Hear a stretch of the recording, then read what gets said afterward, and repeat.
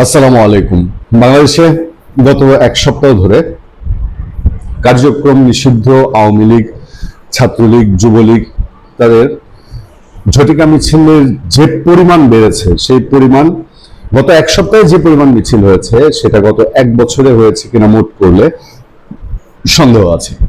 এবং এর পেছনে একটা বড় কারণ আছে। বড় কারণ হলো, আওয়ামী লীগ যখন দেখছে যে তাদের রাজনীতি বিএনপি সরকার রাজনৈতিক কার্যক্রম নিষেধাজ্ঞা বিএনপি সরকার তুলবে না, তখন স্বাভাবিকভাবেই একটা দলের যখন দেয়ালে পিঠ থেকে যায় তখন সে তার শক্তি জানান দেওয়ার চেষ্টা করে। ইতিমধ্যে বিভিন্ন সূত্র থেকে যা জানা যাচ্ছে সেটা হলো, এই ঝটিকা মিছিল এবং কার্যক্রম আওয়ামী লীগ আগামী জুলাই এবং আগস্টে আরো তীব্র থেকে তীব্রতর করবে। তবে একটা মজার ঘটনা আছে। ঘটনাটা হলো, এই সমস্ত মিছিল যা হচ্ছে, এই মিছিলে বিচ্ছিন্নভাবে শুধুমাত্র একটা জায়গায় দেখা গেছে গত এক সপ্তাহের মধ্যে তারা বাধার সম্মুখীন হয়েছে। না পুলিশ, না বিএনপি, আর জামাত এনসিপি তো বাদই, কেউই কোনো বাধা তৈরি করেনি। তার ব্যাপার কি এরকম যে সবগুলো লুকোচুরি করে মিছিল হয়েছে?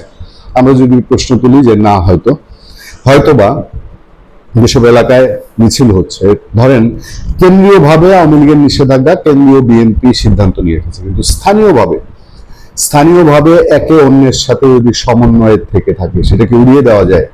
স্থানীয় আওয়ামী লীগ, ছাত্রলীগ, যুবলীগের সাথে স্থানীয় বিএনপি নেতৃবৃন্দের নিশ্চিতভাবে দেখা হয়। এবং এই যে এত শত শত ছেলে পেলে মিছিল করছে, তারা কি সব মুক্ত হয়ে গেছে? তারা কি সব আড়ালে চলে গেছে?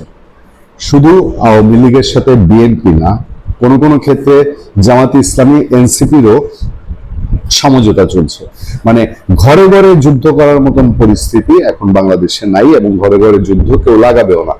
বিএনপি কেন্দ্রীয়ভাবে এমন কোন সিদ্ধান্ত তার নেতাকর্মীদেরকে দিয়ে দিচ্ছে না যে তোমরা কোথাও আওয়ামী লীগ মিছিল করতে দেখলে তোমরা বাধা দিবে। সেরকম একটা খবর আছে আমাদের সামনে। খবরটা হচ্ছে, মিছিলের নিরাপত্তা চায় ছাত্রলীগ, আশ্বস্ত এনসিপি নেতার। খুব ছোট করে আমি খবরটা একটু পড়ি আপনাদের সামনে।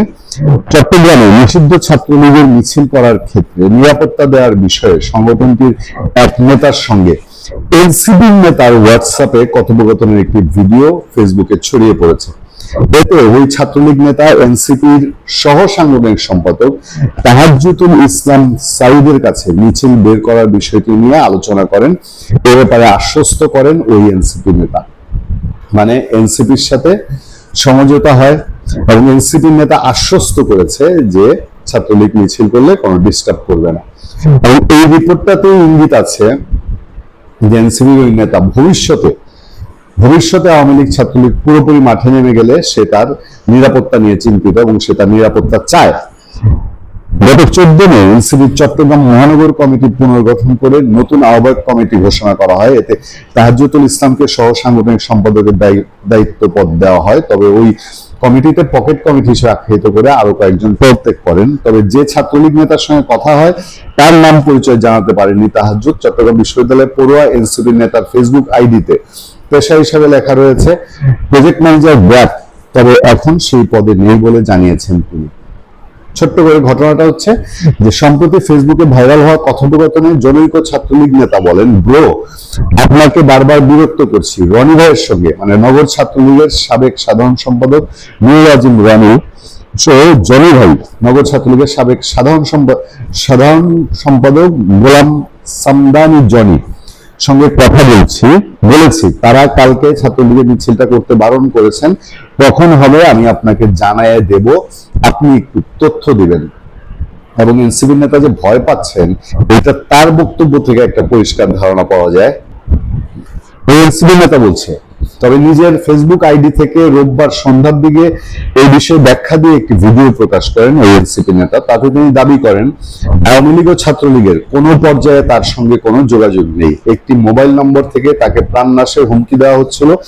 জীবনের ভয়ে পরিস্থিতি সামাল দিতে তিনি এই নম্বরে সেই ব্যক্তির সঙ্গে কথা বলেছেন। নিজের দলের অন্য দলের লোকজন আমাকে হত্যাযোগ্য করে তুলেছে।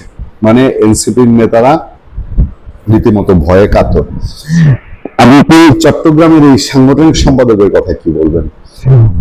ঢাকায় এনসিপির নেতারা একে তো ব্যালেন্সের চেষ্টা করছে, আত্মরক্ষার চেষ্টা করছে যে ভবিষ্যতে মাঠে ছাত্রলীগ আওয়ামী লীগ আসলে পরে তাদের কি দশা হয়, পাশাপাশি সমঝোতাও করছে। ছাত্রলীগ আওয়ামী লীগের যারা ব্যাপক কামিয়েছে তাদের কাছ থেকে তলে তলে পয়সা নিচ্ছে, পয়সা নিয়ে কোথাও মামলা থেকে সায় দিচ্ছে, কোথাও মামলা থাকলে যেন গ্রেফতার না হয় সে ব্যবস্থা করে দিচ্ছে। ইভেন সম্প্রতি তো গণ অধিকার পরিষদের সাবেক সাধারণ সম্পাদক বিএনপি নেতা রাশেদ খান তো বলেই দিয়েছে যে হান্নান মাসুদ নোয়াখালীর এমপি, আওয়ামী লীগের এমপি, তাকে দেশ থেকে পার করে দেওয়ার জন্য 3 কোটি টাকা লেনদেন করার জন্য আলাপ আলোচনা করেছে। এবং হান্নান মাসুদের এক সময় যারা সহযোগী তারাও এই তথ্যকে এন্ডোর্স করেছে, তারাও বলেছে যে হ্যাঁ এটা ঠিক।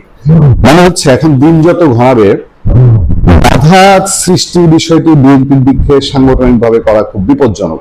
কারণ দেশ চালাতে হলে, দেশকে স্থিতিশীল রাখতে হলে তারা বাধা দিলে এটা সংঘাত সংঘর্ষের দিকে যাবে।